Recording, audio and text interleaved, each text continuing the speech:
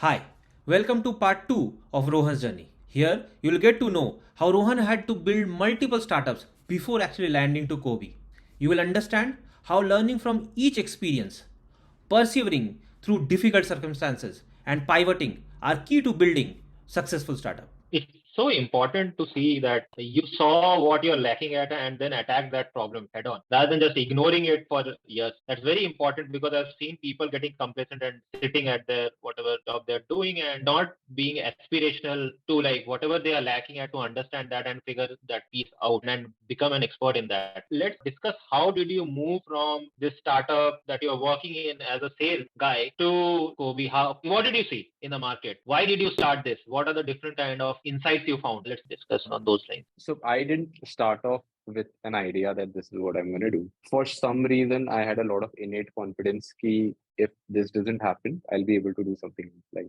So the day and I've kind of always found a little bit of a problem in doing a main job and having a startup on the side because this is I think especially true in the Indian context in which everybody's working like 10 hours, 12 hours a day, right? In the US, you have very structured timings, like you start at this time, you stop at this time, and people respect your boundaries. There's no boundaries in the Indian corporate ecosystem. So I kind of felt this that I will not be able to do good justice because I was seeing other people trying to do a startup with their job for a year and then just being heavily disappointed because it also takes a toll. If you're working for 10 hours a day and then spending an hour, 2 hours, it takes a toll. So that was like it was my understanding that I'm just 23. I can easily bounce back if I want to. I'll just quit this and see what happens, kind of a thing. And also because the two or three co-founders that I wanted to convince were also in a comfort zone कि ठीक है कभी कभी छोड़ेंगे तो मेरा ये point था that if I leave then they will somehow face this litmus test that what do they want to do and things will move a little faster. So I basically quit my job, was feeling quite empty for like about 15 days about what to do, what to do, what to do. And then I started researching on things and I took up a office space. So I also saw people get lax during this period. Ki ek baar they would quit their job and they would decide that they want to start up, they'd become the laziest people on the planet. Like, waking up at 12 p.m., watching some TV, maybe at 3 o'clock, reading something, and then by 6 o'clock or so, they're back to, just chilling or whatever. So I said that I don't want to do that. So I would just wake up in the morning like I have a job, which I did not. And I would just take a bath, wear my clothes, get out of the house, and go to a place wherein I had taken a small office space. Like 6,000 rupees per sheet is what I was paying. And I had taken a seat over there and I'd just go and work. It was like I was pushing, like I was trying to create a job for myself when there was no job. So like I would have plans and targets and everything, and I would just go and kind of fulfill them. During this time when I was researching, I looked at different industries from a lens of where do I think that they're going to be in the next 10 years. And I would also attend some startup events in which I would kind of listen to, like I had attended a Lightspeed ka event in which Max Levchin, who's the CTO of PayPal, was talking. And he told about this thing that, one way to figure out great startup ideas is think where the world is going to be in 10 years or maybe 20 years or 30 years and then just try to make it happen in 3 years. So I found that framework to be very very useful. And I think some people like they say that when you're desperately searching for an answer, like the world becomes your library. I think something like that does happen once you've decided that this is the only thing ever. So while researching, how did you come up with this? What kind of insight did you see that compelled you to take the plunge for working on this? And did you actually work on other ideas as well parallelly? Oh yeah. So not parallelly. I'm not a huge believer in doing parallel things. Although I think I'm very, very wrong there. Like you could do parallel things and they would turn out very well. But in the initial days, we wanted to build an edtech brand. Like we wanted to do a 1:4 live learning module, which later got very popular. And at that point of time, I just kind of I think it's just these small learnings that's just coming back to me. I went to an investor who is a big time investor and he's also an alum of mine. And I went to him and I said that, 1:4 live learning is what we are wanting to do. And he just kind of clearly said that, it's not going to work, Rohan. The economics don't make sense, etc., stuff like that. And I think it's a matter of hardly 6 months after that, in which Lido had raised $10 million of funding for doing 1:4 live classes. and White Hat Junior was doing 1:1, right? So even terrible economics. And it was not like the business was not sustainable. Like the business could have been sustainable. It was just poor execution on those guys' parts. But the business was sustainable. Like you could build a large business, and there were people willing to pay for good teachers. It just shook me so much that that investor had said that I had believed that this guy is right. And here was a completely different set of investors putting 100 CR into every company, and all of them trying to do 1:4. So I was just like, one thing was for sure that nobody knows anything. Like, everybody wants to act like they know shit, but they don't. I think that was the first time learning that after that, I've taken every investor's feedback with a pinch of salt. And the best investors will tell you this that, I'm going to say some things, please take it with a pinch of salt because he or she knows that he or she is not the expert in the field, and they've been proven. We are in the business in which the best investors are right 2 out of 10 times, right? So just an acknowledgement of that fact was very. I think that was a big learning in the starting days. We did that for about a year, and after we reached 500 classes plus, we realized that it is kind of unscalable from a quality perspective. Like we knew that from here on, quality is only reducing. So that's when we decided to pivot into software. And there were some more learnings there, like after we pivoted into software, ki kiske liye software banana hai, who do you want to make software for? And that was a completely different trajectory, but we ran it profitably for about a year. You actually ended up doing this 1:4 class, or this is a different format that you are talking about, which you scaled till 500 sessions? No. We scaled 1:4 for 500 sessions per month within a period of about 6 months. Oh, nice. So, what kind of scaling issues that you ended up facing, and how did you learn and moved ahead, and what did you do after that? So the problem was you can either have like a very rigid curriculum that every teacher has to follow, and then your like kind of pace of the syllabus and the curriculum would be perfect. But you can't have any good teacher stick to a curriculum so strongly, right? The best teachers would want to have a little bit of a free hand into understanding the individual capabilities of the child and either making the course slightly tougher or slightly easier. So we kind of realized this that the best teachers wanted a little bit of a free hand, and a rigid curriculum would not work out for everybody. And if we did not have a rigid curriculum, it is very difficult to judge the quality of teaching over a period of time because outcomes are too late. Like we would get an outcome that बच्चे ने exam में बहुत ही ज्यादा खराब किया, and that's just like bullshit, right? You've been teaching the kid for 6 months, so it kind of didn't make sense. The interesting thing was, and I think this is where my way of entrepreneurship is very different from other people. I know that when I jump into something, like say, for example, I jumped into EdTech, I am able to take certain learnings and like I'm a huge believer in improvement rather than getting the formula right the first time. So my journey was because we had to manage those 500 classes, we had built a lot of software tools to manage different sessions together. And that software became the backbone of Kobe in its later life. So I think my way of entrepreneurship is like, at least in my early days, I didn't want to get there fast. I wanted to get there. And I had eminent patience to do that. Patience does not mean that you're chilling and you're like, okay, it's going to happen when it's going to happen. You're working very hard, but you're patient with the results. So I think that was an important thing. 2020, we did with the EdTech. 2021, we tried to build a teacher SaaS. We were trying to be a Zoom alternative for live classes being taken by teachers. We did that. We realized that nobody's going to pay for this shit. The moment I charge 10 rupees, these guys are running back to Zoom no matter how great my platform is. Right. That was my second learning. I had a great PMF with the EdTech thing. I had great scaling with the second thing, but I did not have a business model. Like the PMF was good, the thing was good, the business model was really shaky. Can you talk So about PMF for our listeners? What so it is? PMF is basically a product market fit, which means that the product that you're selling appeals to a market which is willing to pay for it and possibly refer it to other people. One way of understanding this is there is a company called Superhuman, which makes these email solutions, right? They charge you $30 for it.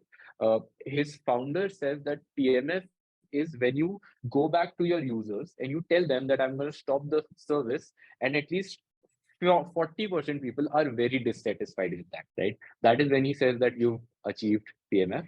And that is usually with the point at which people say that you should start scaling the company because you found PMF. Also, PMF is a dynamic thing. It is not a static destination that you reach. It is a dynamic thing. And I will tell you how. Suppose there's a great company of landlines, right? Everybody wants landline phones. There is a proper product market fit. People are willing to pay for it. And then, one day a Nokia comes around and people prefer handheld devices over that. Now your PMF will gradually reduce because there's an alternative in the market that's 4x better than whatever it is that you are doing. So PMF is a very changing thing because human sentiment is a very changing thing. Human purchasing pattern is a changing thing. Human needs are a different thing, and hence market is a different thing. And when the market changes, the products also change. The products that are there in the market. Sometimes there's a good marriage that happens. And when that good marriage happens is when we say that you've achieved PMF. Thanks for explaining. And I'll link the article in our description for the listeners to actually go through it. Yeah. So now let's discuss about how you started Kobe and what did you see? How did you end up figuring out what to build if any customer interaction and everything happened? Let's discuss in detail about that then. Sure. So in September of 2021, we understood that the teacher SaaS model would not work. At that point of time, so this happened in September, around May, June, I had raised about 1.7 CR money. So for the first time in my life, I had kind of money to hire one or two developers and, actually have a roadmap and, be able to give out to customers. But we were slowly realizing that, we would probably not make money in this and we couldn't see how things would be any different. In 2021, September, we thought that we'd give one growth tool to a teacher that, a teacher could have a website. Simple shit, right? That took off. It was a mobile first website builder. And I think between September, like the moment we started from September, we could see that this was growing well. In the first month itself, we had about 5,000 websites created by creators. We were looking at some of these websites. The websites that teachers were making were terrible websites, and they did not provide much images or CTAs, and they did not have much of an appeal to sell. Whereas there was another audience that we had not thought about. There was a singer, ZTV ka singer tha. There was a very famous singer. He had created a website that he was doing some guitar classes or something. There was somebody who wanted to teach how to write handwriting. Basically, they were teaching handwriting. And I called up some of these folks, very, very entrepreneurial people. Like, if I talk about this handwriting thing, this was being taught. So first of all, I did not think that handwriting could be taught online, right? So I said, I want to be in one of your classes. I saw her teach very passionately with pictures and, talk about how curved lines, etc. happen, talk about books and stuff like that. And I got to know that both her and her husband were sort of people with disabilities. The reason they were doing this online is because they couldn't go out. And I was just completely shaken, right? That the kind of entrepreneurs that are there in our country that are doing this. Slowly, I realized that these people were not really educators or teachers per se in the sense. These were creators and these were entrepreneurs. And the reason they were coming to me is because they wanted to grow their business. Nobody was worried about ops. You could take a brilliant live class on Zoom, right? We're recording this on Zoom right now. So trying to make a replica of that was stupid. Whereas nobody had built growth tools for these creators and entrepreneurs to really grow out their businesses. So that was the genesis of us to start kind of understanding that we need to build marketing tools rather than operation tools. Teachment was also trying to go for like we understood this very, very well. You build an ops tool for somebody who's got ops. If a teacher has 20 students, it's not really an ops problem, right? It's a growth problem. Whereas that's why Teachment also later went to schools and all, right? Because schools are the ones who've got excessive amount of ops. If you're building any sort of an ops business, you would want to sell it to the biggies. You would want to sell it to Microsoft. You would want to sell it to people with lots and lots of employees, maybe the government of India, all those ops kind of tools. So we started building more and more around growth in a period of. You.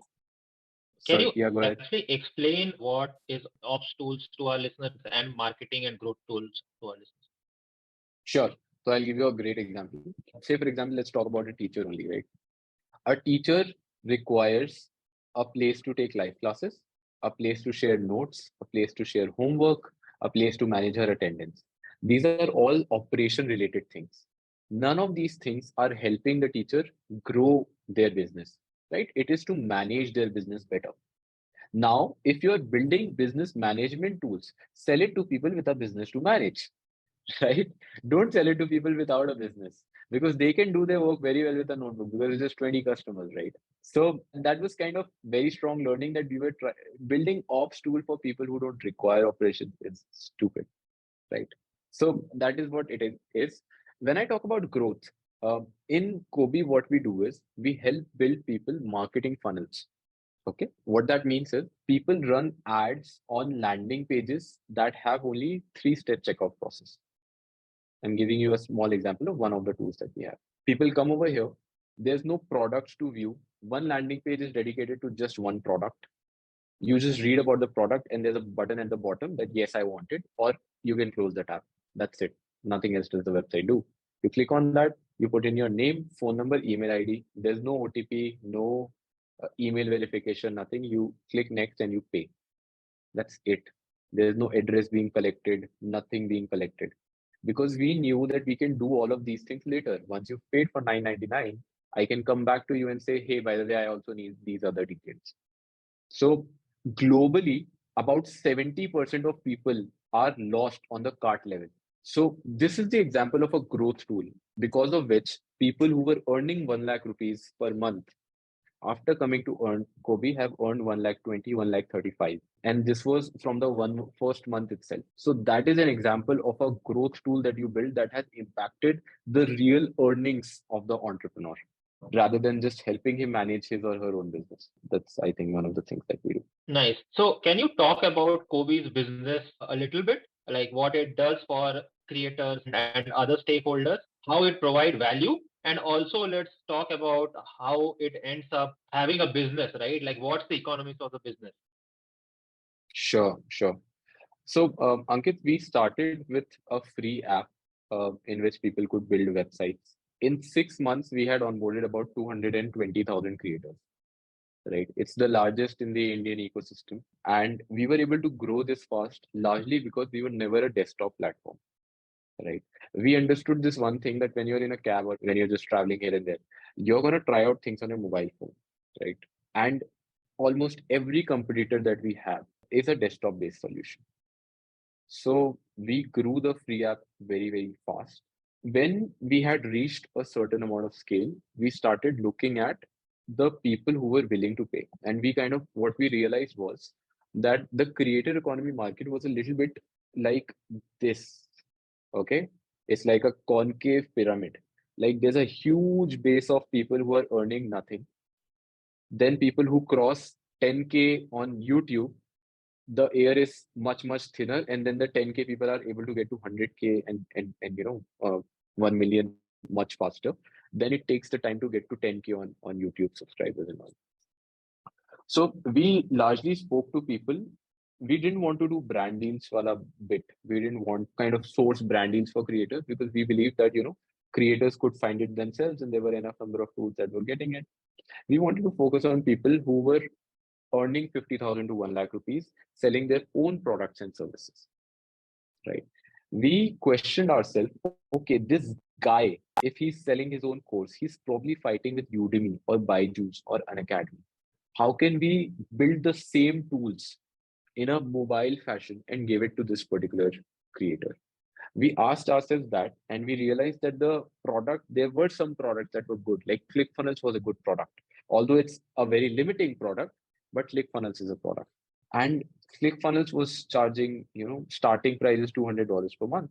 So we said, yeah, nobody is building ClickFunnels for, online creators and entrepreneurs. And definitely nobody was thinking of doing it on the mobile phone. So we took that as a problem statement, and our goal is largely to help you create apps, website, lead pages, marketing funnels, and CRM tools that help you grow your business. We have become a full-fledged MarTech, marketing tech platform for creators to set up their own businesses. And I am just kind of hoping that I can help more and more people increase their revenues to a point that they feel more respected of the income that they're earning. Like for many people, this is a side hustle till the point they increase their revenue, then they can just say bye-bye to the job and do it full time. So basically, Kobi is a mobile app. It won Google Best of 2022 Apps of Google Play award in November. And largely that is because there are very few apps that do what we do, because everybody's created it on a desktop first solution. And if you are a creator who started making some money, we could probably increase it by 20-30%. So that's basically what we do. I hope you liked Rohan's journey and learned something from it. We'll be releasing the last part soon.